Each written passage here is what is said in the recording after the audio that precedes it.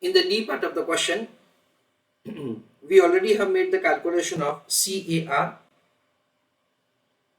Now we are going to calculate the gross NPA measured in percentage term for the bank P. Write down answer for the D question. In that, gross NPA. In order to compute the gross NPA in percentage term for the bank P after the merger, first of all, we are required to find the gross NPA of both the banks individually. That's very simple to calculate. Please write an answer along with me. Working note number 1.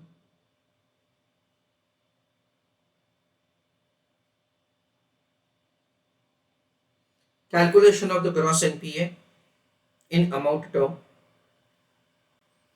It will be calculated like this. Gross NPA in percentage term is equal to gross NPA in amount term divided by advances. Because whatever the advances that say you have given, out of that only certain amount becomes gross NPA. So over here, the amount of the advances are 3,500 and 27,000.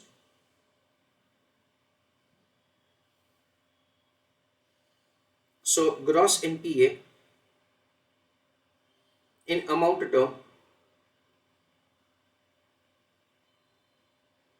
is equal to advances into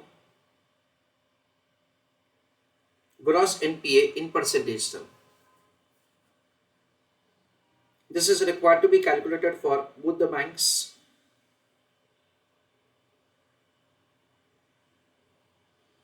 Bank R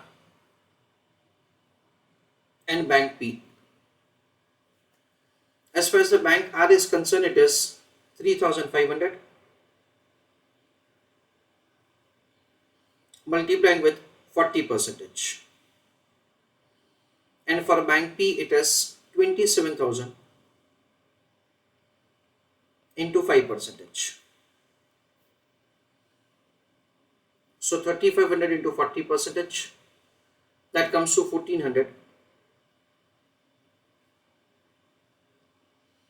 And 27,000 into 5%, that is 1,350. This is the way the gross NPA amount term can be calculated. And based on that, gross NPA in percentage term will be found.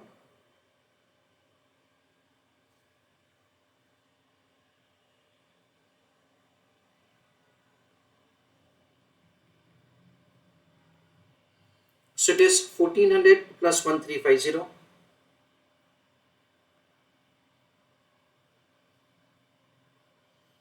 divided by the total number of advances, total amount of the advances, that is 3,500 plus 27,000.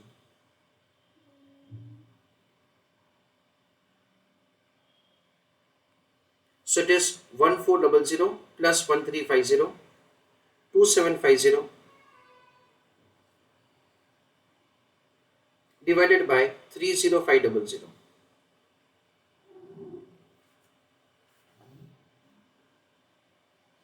That comes to 9.02%.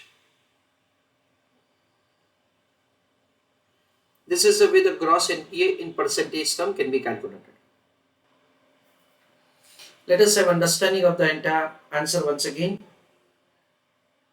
In the first part of the question, we are required to find the exchange ratio. There are 4 bases that say they have provided. Weights have been given to each of the parameter. So weight into exchange ratio, weighted average exchange ratio will be found. We understand importantly over here that in respect of the gross NPA, the formula that we are supposed to apply is gross NPA of the acquiring bank divided by gross acquiring, that is gross NPA of the target bank. Except that the normal formula is required to be applied. So in my opinion, that is what's an important point from examination point of view. The second is very simple. We are required to make the calculation of the number of shares to be issued. Then preparation of the balance sheet. In that, you can keep the reserves and surpluses balancing figure, which you can understand also that whatever the net worth that you are able to get, net asset that you are able to get, minus the amount of equity share capital that you have issued. That is the way you can calculate the answer. Then capital adequacy ratio. I don't think that the capital adequacy ratio calculation is very difficult for a student. The only thing which I feel that it has been a long gap, that is the time gap between, say you might have used the CAR formula and the point at which you are supposed to use it in examination. This question was asked in that is institute examination, and before this there was no question which institute had provided in its publication which is of this type. So that was really something new for everyone. So CAR calculation.